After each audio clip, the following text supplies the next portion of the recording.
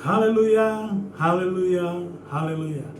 Kebaikan Tuhan, kemurahan Tuhan melimpah dalam kehidupan kita sehingga kita masih tetap ada saat hari ini. Sebentar sebelum kita mendengarkan firman Tuhan, mari kita berdoa. Segala puji, syukur, hormat, kemuliaan bagi Engkau Tuhan. Karena pemeliharaan-Mu lah kami bisa ada sampai saat hari ini. Sebentar kami akan merenungkan firman-Mu. Apa yang Tuhan mau kami dengar malam hari ini. Berbicaralah Tuhan.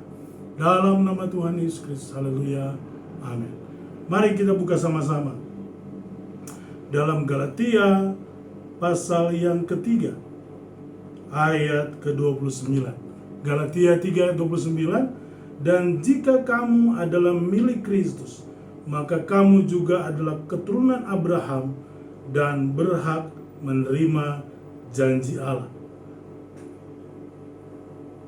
Malam hari ini kita akan membahas seorang tokoh istimewa, yaitu Abraham.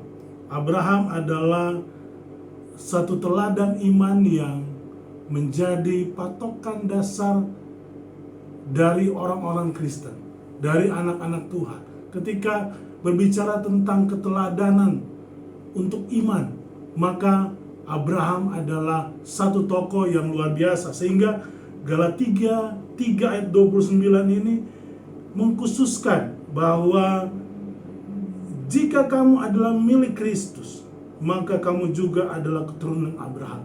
Jadi ketika kita menjadi milik Kristus, maka kita otomatis menjadi keturunan Abraham. Apa istimewanya dengan keturunan Abraham? Yaitu berhak menerima janji Allah. Allah berjanji kepada Abraham bahwa keturunannya akan diberkati oleh Tuhan. Ya. Hal ini tidak berbicara saja keturunan fisik yaitu bangsa Israel, tetapi kita yang disebut sebagai bangsa Israel, ya, ranting yang dicangkokkan pada pokok anggur. Arti kita yang sebenarnya bukan keturunan dijadikan keturunan Abraham dari pengorbanan Kristus, dari iman kita kepada Kristus. Abraham, kita akan melihat beberapa hal yang menjadi teladan, yang menjadi ukuran kenapa Abraham ini menjadi satu tokoh yang luar biasa di hadapan manusia, bahkan dia pun luar biasa di hadapan Tuhan. Hal yang pertama yang dituliskan dalam perjanjian baru yang berbicara tentang keistimewaan Abraham. Ibrani 6 ayat 15. Ibrani 6 ayat 15 menuliskan demikian. Abraham menanti dengan sabar dan dengan demikian ia memperoleh apa yang dijanjikan. Abraham menanti dengan sabar dan dengan demikian ia memperoleh apa yang dijanjikan kepadanya. Ya, Bapak Ibu, kita tahu bahwa Abraham ini merindukan seorang anak. Alkitab menulis dia sudah 100 tahun. Bahkan istrinya dituliskan sudah mati pucuk. Artinya sudah tidak mungkin melahirkan lagi. Tetapi sabar. Ya, keunikan dari iman Abraham adalah dia memiliki kesabaran. Ketika dia memiliki kesabaran, maka firman Tuhan berkata, kesabarannya itu berbuahkan keberhasilan, berbuahkan dia diberkati Tuhan. Hal yang pertama yang menjadi contoh dan teladan kita dari Abraham, bersabarlah dalam menanti janji Allah. Abraham aja bersabar, masa kita tidak bisa bersabar? Hal yang pertama yang kita belajar dari Abraham, marilah kita menanti dengan sabar. Hal yang kedua, di dalam Ibrani 11 ayat yang ke-8. Ibrani 11 ayat yang ke-8, karena iman Abraham taat ketika ia dipanggil untuk berangkat ke negeri yang diterimanya menjadi milik pusakanya. Lalu ia berangkat dengan tidak mengetahui tempat dan tujuan yang ditujuinya. Ya, Abraham tinggal di Ur Kasdim. Ya, dari keluarga orang kaya, dia sendiri punya harta yang melimpah. Lalu datanglah panggilan Tuhan untuk dia menuju ke tanah perjanjian. Karena Abraham tahu yang memanggilnya adalah Allah. Karena Abraham tahu siapa yang dia percaya, maka dia tidak perlu tahu mau kemana dia pergi. Dia tidak perlu tahu tujuan yang dia tidak perlu tahu. Alkitab menulis dia dipanggil lalu berangkat tanpa mengetahui tempat yang ia tuju. Wow, ini iman. Kalau tadi sabar, maka yang kedua adalah iman. Ketika berbicara dengan Tuhan, ketika berbicara tentang rahasia Tuhan, ketika berbicara tentang rencana Tuhan, Abraham tidak perlu khawatir. Dia nggak bertanya, Tuhan mau ngapain, Tuhan bagaimana. Pokoknya ketika berbicara tentang Tuhan, jalan. Pasti yang terbaik Tuhan atur. Yang ketiga dari Abraham, Ibrani 11 ayat 17. Karena iman, maka Abraham tak kala ia dicobai mempersembahkan Ishak. Ia yang telah menerima janji itu rela mempersembahkan anaknya yang tunggal. Ya, Bapak Ibu, Abraham menerima janji Tuhan di usia tuanya bahwa dia akan memiliki keturunan. Tapi dalam perjalanannya Tuhan mencobai dia supaya Abraham menyerahkan Ishak untuk dikorbankan.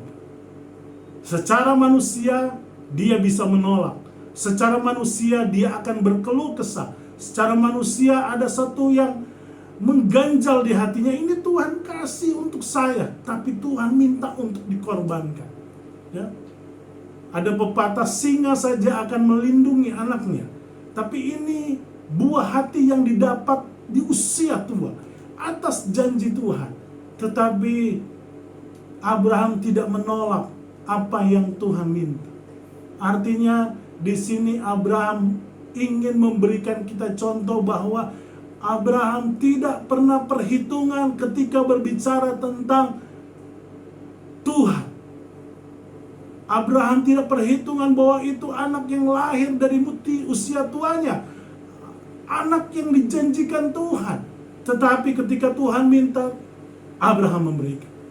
Hari ini kita belajar 3 hal dari Abraham. Kenapa dia begitu istimewa? Kenapa sampai dalam Yakobus 2 ayat 23? Yakobus 2 ayat 23, firman Tuhan berkata, dengan jalan demikianlah genaplah nas yang mengatakan, lalu percayalah Abraham kepada Allah, maka Allah memperhitungkan hal itu kepadanya sebagai kebenaran. Karena itu Abraham disebut sahabat Allah. Wow. Alkitab menulis bahwa Abraham disebut sahabat Allah. Ya. Karena pertama dia sabar menanti janji Tuhan. Dia memiliki iman yang luar biasa. Dan ketiga, dia tidak pernah perhitungan ketika berbicara tentang apa yang harus diberikan untuk Tuhan. Malam hari ini, marilah teladan Abraham ini menjadi bagian kita, menjadi